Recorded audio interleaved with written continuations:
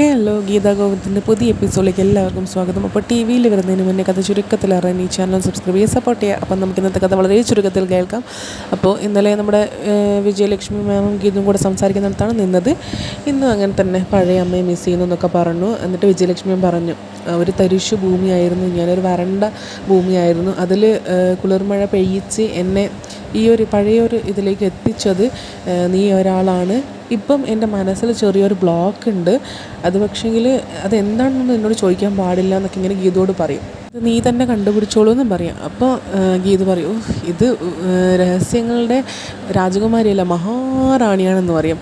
അപ്പോൾ നമ്മുടെ വിജയലക്ഷ്മി പറയും, റാണിയല്ല, ഞാൻ രാജാവിൻ്റെ അമ്മയാണെന്ന് പറയും, രഹസ്യ രാജാവിൻ്റെ അമ്മയാണെന്ന്.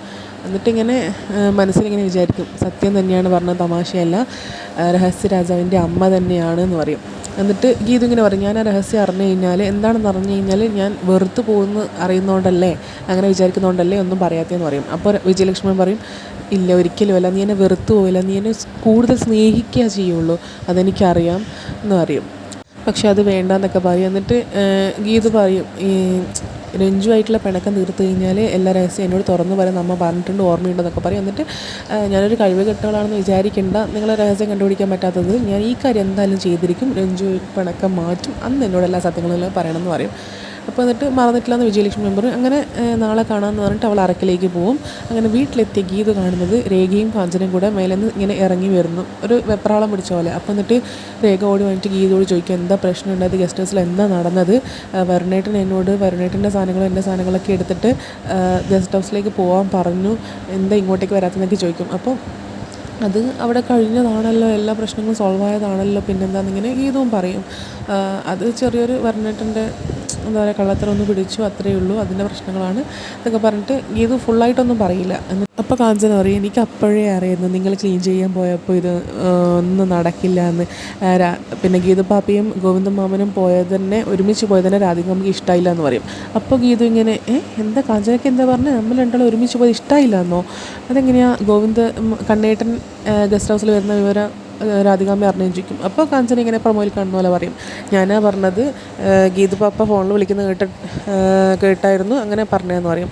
അപ്പോൾ ഗീതു ഇങ്ങനെ, ഗേച്ചി എന്നെ ഒന്ന് പിടിച്ചോ, അല്ലെങ്കിൽ കാഞ്ചനയൊക്കെ എൻ്റെ കയ്യിൽ തീരുമെന്ന് പറഞ്ഞിട്ട് ഇങ്ങനെ എല്ലാം കൊളാക്കി എന്ന് പറഞ്ഞിട്ട് ഇങ്ങനെ അടിക്കാനൊക്കെ പോകും. എന്നിട്ട് അതവിടെ കഴിച്ച് രേഖ പറയും, എനിക്കൊരു സമാധാനമില്ല, നീ എന്താണെന്ന് വെച്ചാൽ പറയാമെന്ന് പറയും. അപ്പോൾ ഗീത പറയും, ഞാൻ കണ്ണേട്ടനോട് സംസാരിച്ചിട്ട് എന്താണെന്ന് വെച്ചാൽ വിശദമായിട്ട് പറയാമെന്ന് പറഞ്ഞിട്ട് കാഞ്ചനയും കൂട്ടിയിട്ട് നമ്മുടെ ഗോവിന്ദ അടുത്തേക്ക് പോകും, അതായത് ഈ കാര്യങ്ങളൊന്ന് പറയാൻ വേണ്ടിയിട്ട്. എന്തായാലും ഗോവിന്ദും ഇങ്ങനെ പഴയതൊക്കെ ഇങ്ങനെ ചിന്തിച്ചുകൊണ്ടിരിക്കുകയായിരുന്നു. അപ്പോൾ ഗീത പറയും, എങ്ങനെയാണ് രാധികാമ്മ ഇത് അറിഞ്ഞെന്നുള്ള കാര്യം ഞാൻ കണ്ടുപിടിച്ചു, ഇതാ കാഞ്ചനൊക്കെ പറയുമെന്ന് പറഞ്ഞിട്ട് പറയാൻ നോക്കുമ്പോൾ ഗോവിന്ദ് പറയും, വേണ്ട, അതൊക്കെ കഴിഞ്ഞതല്ലേ, മറക്കാൻ പറഞ്ഞതല്ലേ, വിട്ടേക്കെന്ന് പറയും. അപ്പോൾ ഗീത പറയും, ഒരിക്കലും ഇല്ല, അതെങ്ങനെ അറിഞ്ഞതെന്ന് പറയണം, ഞാൻ എൻ്റെ മാനാഭിമാനം പണയം വെച്ചിട്ടായിരുന്നു നിന്നത് എന്നൊക്കെ പറഞ്ഞിട്ട് ഇങ്ങനെ പറയിപ്പിക്കാൻ നോക്കും. പക്ഷേ ഗോവിന്ദ് പറയും, വേണ്ട പ്ലീസ്, അത് വേണ്ട, കാഞ്ചനെ വിട്ടേക്കെന്ന് പറയും. അങ്ങനെ അത് വിടും. എന്നിട്ട് ഗോവിന്ദ് പറയും, ഇതിൽ എനിക്ക് വേണ്ടിയാണ് ചെയ്തത്, ഞാനാണ് ഇതിലെ കുറ്റക്കാരൻ, വരുണ് എനിക്ക് വേണ്ടിയാണ് ഇത് ചെയ്തത്, നിനക്ക് ഡിവോഴ്സ് നോട്ടീസ് അയച്ചില്ലായിരുന്നോ, ഞാനല്ലേ അയച്ചത്, എനിക്ക് വേണ്ടിയാണ്, അവനൊരു തെളിവ് ഉണ്ടാക്കാൻ വേണ്ടിയിട്ടാണ് ഇങ്ങനെ ചെയ്തതെന്നൊക്കെ ഇങ്ങനെ ഗീതയോട് പറയും. അവൻ ഇങ്ങനെ ഒരു വളഞ്ഞ വഴി അവർ സ്വീകരിച്ചത് അതുകൊണ്ടാണെന്നൊക്കെ പറയും. അപ്പോൾ ഗീത പറയും, കണ്ണേട്ടന് ഇതൊരു വളഞ്ഞ വഴി, പക്ഷേ എനിക്കിത്. അപ്പോൾ നമ്മുടെ കണ്ണേട്ടൻ പറയും, അങ്ങനെയല്ല ഞാൻ പറഞ്ഞത്, ഇത് വല്ലാത്തൊരു ചതി തന്നെയാണ്, ഒരു പെണ്ണിനോട് ഒരാളും ചെയ്യാൻ പറ്റാത്ത ഒരു കാര്യമാണ് അവർ ചെയ്തത്, പക്ഷേ ഇതിൽ ഒന്നാം പ്രതി ഞാനാണ്, അവരൊന്നുമല്ല, ഒന്നാം പ്രതി ഞാനാണെന്ന് പറഞ്ഞിട്ട് വിട്ടേക്കെന്ന് പറഞ്ഞിട്ട് ഗോവിന്ദ് അങ്ങോട്ടേക്ക് മാറി നിൽക്കും. എന്നിട്ട് ഗീത ഇങ്ങനെ പറയും, ഇതിൽ നായകനാണോ നായികയാണോ സാറ്, ഇങ്ങനെ ത്യാഗമൊക്കെ സഹിച്ചു നിൽക്കുന്ന ആ റോള് എപ്പോഴും നായകന് വേണ്ടി മാറ്റി വെക്കുന്നതാണെന്നൊക്കെ പറയും. അപ്പോൾ ഗോവിന്ദ് പറയും, നായകൻ അങ്ങനെയൊന്നുമല്ല. എന്നിട്ടിങ്ങനെ പണ്ടത്തെ ആ ഒരു ഇത് പറയും, പണ്ട് നമ്മൾ ഭയങ്കര എന്താ പറയുക പൈസക്കാരായിരുന്നു, ആ സമ്പൽ സമൃദ്ധിയിൽ നിന്ന് തെരുവിലേക്ക് ഇറങ്ങാൻ വേണ്ടി ഒരൊറ്റ ദിവസമേ വേണ്ടിയിരുന്നുള്ളൂ. ആ സമയത്തൊക്കെ ഞാൻ ഒരു കൗമാരക്കാരനെടുക്കാൻ പറ്റാത്ത അത്രയും ജോലികൾ ഞാൻ എടുത്തിട്ടുണ്ട്. അപ്പോഴൊക്കെ പ്രചോദനം തന്നത് രാധികാമ്മയാണ്, എൻ്റെ കൂടെ ഉണ്ടായത്, എൻ്റെ പിന്തുണച്ചത്, എൻ്റെ ബാക്കിൽ സപ്പോർട്ടായിട്ട് നിന്നത് രാധികാമ്മയാണ്, രാധികാമ്മയുടെ വാക്കുകളാണെന്നൊക്കെ ഇങ്ങനെ രാധികാമ്മയെ പൊക്കി പറയും. എന്നിട്ട് പിന്നെ അന്ന് അച്ഛൻ്റെ കൂടെ നിന്ന് ചതിച്ചത്, വെട്ടിച്ചും തട്ടിപ്പും ഒക്കെ നടത്തി പണം ഉണ്ടാക്കിയത് നിൻ്റെ അച്ഛനാണ്, അച്ഛനാണ്, അന്ന് ചതിച്ചത് നിൻ്റെ അച്ഛനാണെന്നൊക്കെ പറഞ്ഞിട്ട് ഇങ്ങനെ രാധികാമ്മയെ പൊക്കി പറയും ആ സമയത്ത്. എന്നിട്ട് അവിടെ നിന്ന് ഓരോ ദിവസവും ഇങ്ങനെ കൂട്ടി വെച്ച് ഇത്ര ഒരു AGM കമ്പനി ചെയർമാനായിട്ട് എന്നെ മാറ്റിയെടുത്തത്, എന്നെ ആക്കിയത് എൻ്റെ രാധികാമ്മയാണ്. എൻ്റെ മനസ്സിൽ തിരിതെളിയിച്ച് എൻ്റെ മനസ്സിലേക്ക് കടന്നു വന്ന എൻ്റെ അമ്മ എന്ന് പറഞ്ഞിട്ട് ഭയങ്കര ഇമോഷണലി എൻ്റെ രാധികാമ്മയെക്കുറിച്ചിട്ട് ഇങ്ങനെ പറയാണ്, എൻ്റെ രാധികാമ്മയാണെന്നൊക്കെ പറഞ്ഞിട്ട്. അപ്പോൾ ഗീതു പറയും, പഴയ രാധികാമ്മയെ എനിക്കറിയില്ല, സ്വന്തം മക്കൾക്ക് വേണ്ടി എന്തും ചെയ്യാൻ മടിക്കാത്ത പുതിയ രാധികാമ്മയെ എനിക്കറിയുള്ളൂ എന്ന് പറയും. അപ്പോൾ ഗോവിന്ദ് പറയും, അത് നിനക്ക് രാധികാമ്മയെ അറിയാത്തത് കൊണ്ടാണ്, അത്രയ്ക്ക് മനസ്സിലാക്കാത്തത് കൊണ്ടാണെന്ന് പറയും. എന്നിട്ട് ഇനിയിപ്പം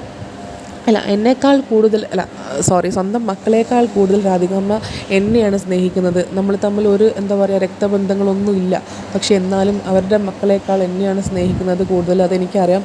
ഇനിയിപ്പോൾ അങ്ങനെ അല്ലെങ്കിലും അങ്ങനെ വിശ്വസിക്കാനാണ് എനിക്കിഷ്ടം എന്ന് പറഞ്ഞിട്ട് ഗോവിന്ദ് ഇങ്ങനെ ഭയങ്കര ഇമോഷണലായിട്ട് കണ്ണൊക്കെ നിറഞ്ഞ് നിൽക്കും. എന്നിട്ട് നിന്നെക്കൊണ്ട് ഞാനിപ്പം പഴയ കാര്യങ്ങൾ ഓർത്തിട്ട് ഭയങ്കര സെൻറ്റിമെൻ്റലായിപ്പോയി, ഇന്ന് എനിക്ക് രണ്ടെണ്ണം അടിച്ചേ പറ്റുള്ളൂ ഇതൊന്നൊന്ന് റിക്കവർ ആവാൻ വേണ്ടിയിട്ട് എന്ന് അറിയാം. അപ്പോൾ ഗീതു പറയും, ഇവിടുന്ന് പുറത്ത് പോകാൻ ഞാൻ വിടില്ല, ബലമായിട്ട് പോകാനാണെങ്കിൽ ഞാൻ തടയും എന്ന് പറഞ്ഞു. ഇനിയിപ്പോൾ അത്രയ്ക്ക് നിർബന്ധമാണെങ്കിൽ ഇവിടെ നിന്ന് തന്നെ 2 പേർക്ക് അടിച്ചോ എന്ന് പറയും ഗീതു. എന്നിട്ട് പറയും, ഒരു ഉത്തമമായ ഭാര്യ ഭർത്താവിൻ്റെ എല്ലാ ആഗ്രഹങ്ങളും നിരസിക്കാൻ പാടില്ലല്ലോ എന്നിങ്ങനെ പറഞ്ഞിട്ട് ഗീതു അങ്ങോട്ടേക്ക് ചിരിച്ചിട്ട് പോകും. അങ്ങനെ അതോടെ കഴിയും. പിന്നെ കാണിക്കുന്നത് വിലാസിനി കാറിൽ വന്നിറങ്ങുന്നു. പൈസ കെട്ടുകൾ ഇങ്ങനെ പുറത്തേക്ക് എടുത്തിട്ട് ഡ്രൈവർക്ക് പൈസ കൊടുക്കുന്നു. ഇതൊക്കെ നമ്മളെ ഭദ്രനും പ്രിയൊക്കെ കാണുന്നുണ്ട്. പ്രിയും അതിലിടയ്ക്ക് ഇങ്ങനെ അന്വേഷിക്കുന്നുണ്ടായിരുന്നു, അമ്മ വിളിച്ചില്ലേന്ന് ഭദ്രനോട്. അപ്പോഴാണ് വിലാസിനി വന്നത്. എന്നിട്ട് വിലാസിനി ഇങ്ങനെ നല്ലൊരു മാസമായിട്ട് ഇങ്ങനെ ഇറങ്ങി വരും. അപ്പോൾ എവിടുന്ന് ഇത്രയും പൈസ എന്ന് ഭദ്രൻ ചോദിക്കും. അപ്പോൾ വിലാസിനി പറയും, നിങ്ങൾക്ക് പൈസ കിട്ടിയപ്പോൾ എന്നോട് പറഞ്ഞിട്ടില്ലല്ലോ, അതുകൊണ്ട് ഇതും അറിയേണ്ട എങ്ങനെയാണെന്ന്. അങ്ങനെ വിലാസിനി ആരോടും തുറന്ന് കാര്യങ്ങൾ പറയില്ല, എവിടെ നിന്ന് പൈസ കിട്ടി, ഇപ്പോൾ ചികിത്സ നടന്നു നമ്മൾ പറയും. അതുവരെ റെസ്റ്റ് വേണമെന്ന് പറഞ്ഞിട്ട് ഉള്ളിലേക്ക് വിലാസിനി പോകും. അതവിടെ കഴിഞ്ഞ് പിന്നെ കാണിക്കുന്നത് രേഖയാണ്. രേഖ വരുണിന് ഫോൺ വിളിച്ചിട്ട് പറയും, ഇങ്ങോട്ട് തിരിച്ചു വരുന്നതിൽ ഒരു പ്രശ്നമില്ലാന്ന് രാധികാമ്മ പറഞ്ഞല്ലോ, പിന്നെ എന്തിനാണ് അവിടെ നിൽക്കുന്നത്, ഇങ്ങോട്ടേക്ക് തിരിച്ചു പോകാമെന്ന് പറയും വരുണിനോട്. വരുണ് പിന്നെ എപ്പോഴത്തെയും പോലെ രേഖയോട് ദേഷ്യപ്പെടും, എനിക്ക് അങ്ങോട്ട് വരാൻ താല്പര്യമില്ല, അങ്ങോട്ട് വന്നാൽ നിൻ്റെ മുഖം കാണണ്ടേ, ഇവിടെ ആവുമ്പോൾ എനിക്ക് ഇഷ്ടപ്പെട്ടവരുടെ കൂടെ എനിക്ക് ജീവിക്കാമല്ലോ എന്ന് പറഞ്ഞിട്ട് വരുൺ ഇങ്ങനെ പറയും. അപ്പോഴത്തേക്ക് സുവർണ്ണ ചിരിക്കും. അപ്പോൾ ഇങ്ങനെ രേഖ ചോദിക്കും, അതാരാ അടുത്തുള്ളത്, സുവർണ്ണയാണോ എന്ന് ചോദിക്കും. അപ്പോൾ വരുൺ പറയും, ആരാണെങ്കിൽ എനിക്കെന്താ, സുവർണ്ണയാണെന്ന് പറയില്ല, പക്ഷേ സുവർണ്ണ പറയും ഞാനാണെന്ന് പറ, തിരിച്ചെന്താ പറയാമെന്ന് നോക്കാമല്ലോ എന്ന് പറയും. അപ്പോഴേക്കും രേഖയ്ക്ക് ദേഷ്യവും സങ്കടമൊക്കെ വന്നിട്ട് രേഖ ഫോൺ കട്ട് ചെയ്യും. എന്നിട്ട് രേഖ ഇങ്ങനെ കരഞ്ഞുകൊണ്ടിരിക്കുമ്പോൾ ഗീതു അതുവഴി വന്നിട്ട് ഗീതു ചോദിക്കും, എന്താ രേഖ ചേച്ചി, എന്താ കുഴപ്പം, ഇങ്ങനെ കരയുന്നതൊന്നും ഇതുവരെ കണ്ടിട്ടില്ലല്ലോ എന്നൊക്കെ പറയും. അപ്പോൾ എന്നിട്ട് രേഖ കാര്യം പറയും, വരുണേട്ടൻ്റെ കൂടെ സുവർണ്ണയും കൂടെ ഗസ്റ്റ് ഹൗസിലുണ്ട് എന്ന് പറയും. അപ്പോൾ ഇത് എത്രയും പെട്ടെന്ന് കണ്ണേട്ടനോട് പറയണം എന്ന് പറഞ്ഞിട്ട് ഗീതു പോകാൻ നോക്കുമ്പോൾ രേഖ പറയും, വേണ്ട, കണ്ണേട്ടനോട് പറഞ്ഞു, ഗോവിന്ദേട്ടനോട് പറഞ്ഞു കഴിഞ്ഞാൽ വരുണേട്ടനെ ഗസ്റ്റ് ഹൗസിൽ നിന്നും ഓഫീസിൽ നിന്നൊക്കെ പുറത്താക്കും, അത് വേണ്ട എന്ന് പറയും. അപ്പോൾ ഗീതു പറയും, പുറത്താക്കട്ടെ, എന്തിനാ ഇങ്ങനെ ഒരു ഭർത്താവ് രേഖേച്ചിക്ക്, ഇതിനേക്കാളും നല്ലൊരു ഭർത്താവിന് രേഖേച്ചിക്ക് കിട്ടും, വിട്ട് കളാന്ന് പറയും. അപ്പോൾ രേഖ പറയും, നീ എങ്ങനെയാണ് ഗോവിന്ദേട്ടന് ഇവിടെ ഇഷ്ടമാണോ ഇഷ്ടമല്ലയോ എന്നിട്ട് നീ എങ്ങനെ ഇവിടെ നിൽക്കുന്നത്, അതുപോലെ തന്നെയാണ് ഞാനും. അമിതമായി ഭർത്താവിനെ സ്നേഹിക്കുന്ന ഏതൊരു ഭാര്യയ്ക്കും അതിന് പറ്റില്ല, വിട്ട് കളയാൻ തോന്നുന്നില്ല, ഒഴിവാക്കി കളയാൻ തോന്നുന്നില്ല, അത്രയ്ക്ക് സ്നേഹിക്കുന്ന ഭാര്യമാർക്ക് അങ്ങനെ തോന്നില്ല എന്ന് പറയും. പ്ലീസ് എന്ന് പറയും ഇങ്ങനെ ഗീതുവോട്. എന്നിട്ട് ഗീതു പറയും, ഓക്കെ പറയുന്നില്ല എന്ന് പറഞ്ഞിട്ട്, പക്ഷേ ഇത് ഞാൻ അങ്ങനെ വിടാൻ ഉദ്ദേശിച്ചിട്ടില്ല. രേഖയുടെ കൈയും പിടിച്ചിട്ട് വാ എന്ന് പറഞ്ഞിട്ട് ഇങ്ങനെ വിളിക്കും. അവിടെയാണ് ഇന്നത്തെ എപ്പിസോഡ് കഴിയുന്നത്. അപ്പോൾ താങ്ക് യു സോ മച്ച്.